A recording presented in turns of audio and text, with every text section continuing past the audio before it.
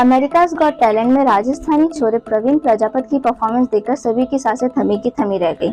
उसके डांस के बाद सभी ने खड़े होकर तालियां बजाई और साथ ही उसे प्रोत्साहित किया। प्रवीण प्रजापति राजस्थान के अलवर जिले के रहने वाले हैं। वे 6 साल से राजस्थान के लोक नृत्य मटका भवाई कर रहे हैं।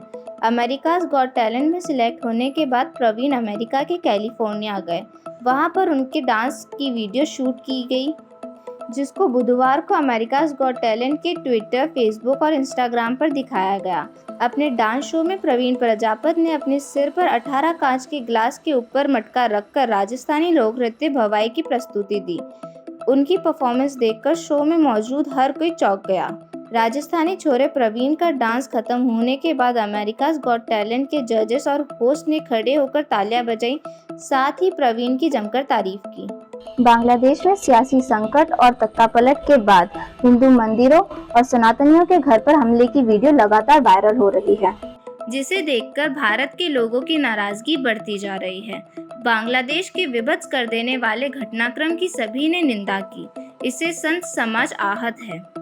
महामंडलेश्वर और उदासीन आश्रम के महंत हंसराम महाराज ने गुरुवार को ये कहते हुए कपड़ा नगरी भीलवाड़ा में बाजार बंद रखने का आह्वान किया। संत समाज के इस आह्वान पर कपड़ा नगरी के व्यापारिक संगठनों ने मुहर लगा दी और शुक्रवार को आधे दिन के लिए बाजार बंद रखने का ऐलान किया। राजस्थान की बेटी ढोली मीना इन दिनों चर्चा में है। वे हाल ही में मिस यूनिवर्स माल्टा प्रतियोगिता तक पहुंचने वाली पहली भारतीय महिला बन चुकी है। ढोली अपने पति आईएफएस लोकेश मीणा के साथ 14 साल से यूरोपीय देश माल्टा में रह रही है। शुरुआत में उन्हें अंग्रेजी बिल्कुल नहीं आती थी, लेकिन अब वे वहां के लोगों से बहुत सहजता से बात करती है। ढोली मीणा विदेशों में राजस्थानी और भारतीय संस्कृति का प्रचार कर रही है।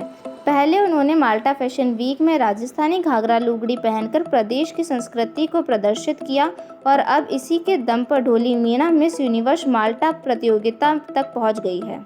राजस्थान के मुख्यमंत्री भजनलाल शर्मा गुरुवार दोपहर 2 बजे सीएम हाउस से मां वाउचर योजना का शुभारंभ किया। पूर्व में 8 मार्च 2024 को इस योजना की शुरुआत पायलट प्रोजेक्ट के रूप में सिर्फ 3 जिलों में बारां, भरतपुर, फौलादी में की गई थी, जो कारगर कदम साबित हुई। इसलिए आज इस योजना को संपूर्ण प्रदेश में लागू किया जा रहा है। इस योजना के माध्यम से राज्य के सोनोग्राफी केंद्रों के साथ साथ निजी सोनोग्राफी केंद्रों में भी निःशुल्क सोनोग्राफी सेवाओं का लाभ मिल सकेगा।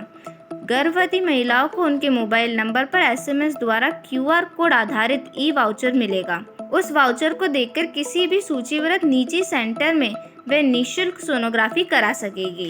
राजस्थान के चिकित्सा एवं स्वास्थ्य मंत्री गजेंद्र सिंह खिवसर ने विधानसभा में बताया था कि हर गर्भवती महिला को एक वाउचर दिया जाएगा, लेकिन अगर डॉक्टर को लगता है कि डिलीवरी से पहले दूसरे सोनोग्राफी की जरूरत है, तो उनकी रिकमेंडेशन पर दूसरा वाउचर भी फ्री उपलब्ध कराया जाएगा। बांग्लादेश में चल रहे तनावों से परेशान होकर हजारों की संख्या में लोग बॉर्डर के रास्ते भारत में घुसने की कोशिश कर रहे हैं, जिस वजह से भारत ने बांग्लादेश के वीजा केंद्र को बंद कर दिया है। भारत बांग्लादेश बॉर्डर के पास बुधवार को घुसपैठ कर रहे करीब 500 बांग्लादेशियों को बीएसएफ के जवानों ने जलपाईगुड़ी के पास रोका। नॉर्थ बंगाल फ्रंटियर के मुताबिक ये लोग बांग्लादेश के प्रदर्शनकारियों के हमलों से डरकर इकट्ठा हुए थे। पहलवान विनेश फोगाट का पेरिस ओलंपिक का सफर अचानक हुआ खत्म। उनका वजन 50 किलो वर्ग से ज्यादा पाया गया, जिस वजह से उन्हें अयोग्य घोषित कर दिया गया। मंगलवार को विनेश ओलंपिक के फाइनल में पहुंचने वाली पहली भारतीय महिला बनी थी। उन्होंने स्वर्ण पदक के मुकाबले में जगह बनाने के लिए दुनिया की नंबर 1 पहलवान और प्रबल दावेदार यूई सुसाकी को हराकर सबको चौंका दिया था।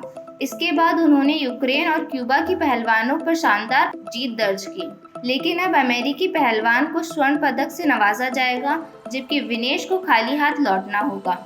पीएम मोदी ने इंडियन ओलंपिक एसोसिएशन को इस फैसले का विरोध करने की अपील की है।